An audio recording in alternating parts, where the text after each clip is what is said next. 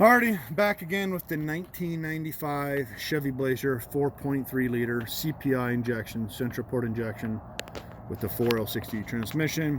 This is the one that we replaced the spider injection assembly, the pressure return lines that were leaking. All that's good now. But if you remember from the last video with the pressure transducer, we proved that the catalytic converter has one on this vehicle. It is plugged up. So that still needs to be replaced.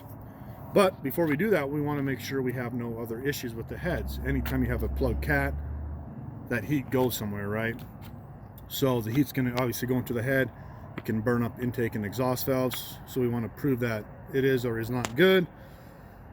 This one is good, but I'm going to show you one or how you would find something being bad for low compression.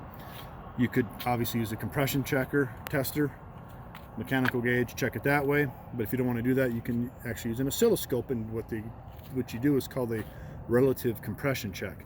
So if you look in here, down by the battery, I got an amp clamp, a high amp clamp in here. That's that blue one, yep. That's the high amp clamp. That's wrapped around the battery positive cable going to the starter. Now, if you come back out here, let's go into the starter. Why? Because the starter has to turn the engine over. You should have good humps every time there's good compression on each 6 of the cylinders. If one was low, it would pick it up on the oscilloscope. That's channel A. Channel B, if you come up here, I have on cylinder 2 for a trigger. Put the light in there. That's cylinder 2.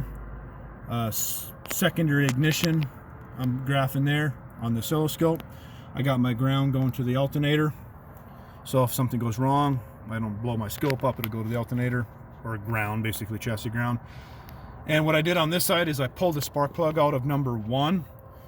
I just want to show you guys how you would do a relative compression check and what to look for. Since I pulled the plug out, what I'm going to do now, I don't want this waste spark going anywhere, so I'm going to put my test light in there just to take it to ground.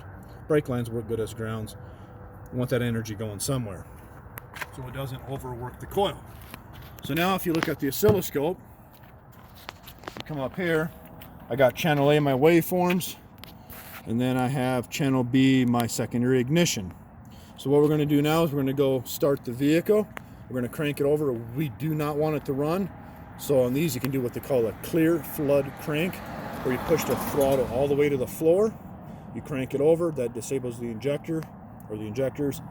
We're going to look for these humps and listen for an audible tone.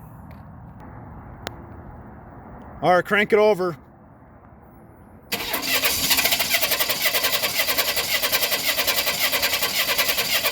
Stop. Alrighty, so we did the clear flood crank. If you listened, you could hear the audible tone difference. That's cylinder 1. Obviously, there's no spark plug in there, but you can hear it had low compression.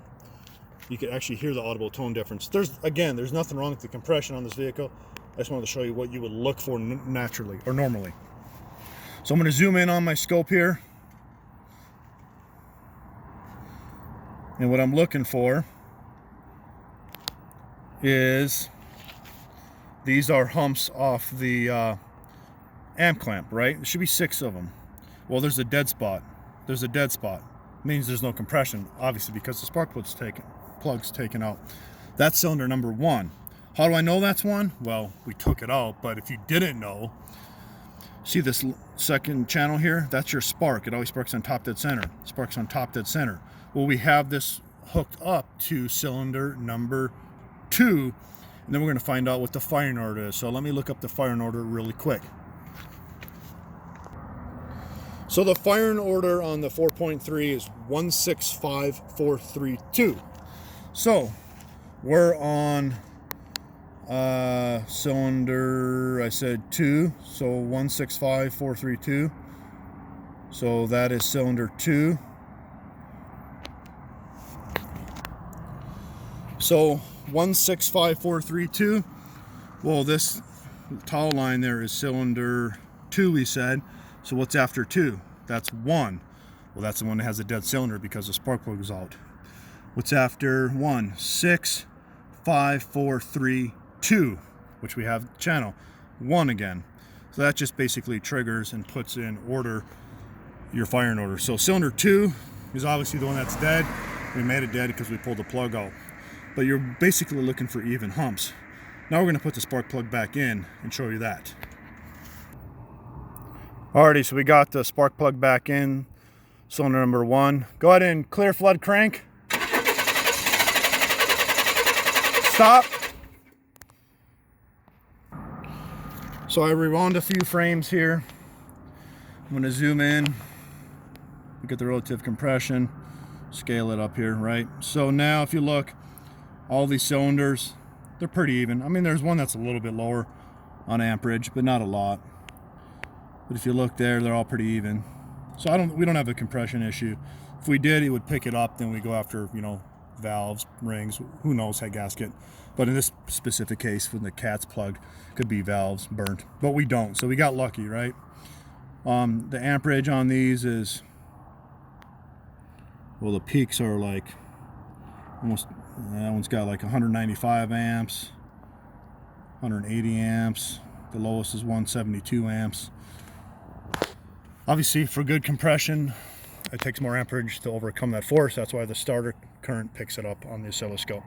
So no compression issues, so we don't need to do a leak down check or nothing. So now we just got to replace the cats and go from there.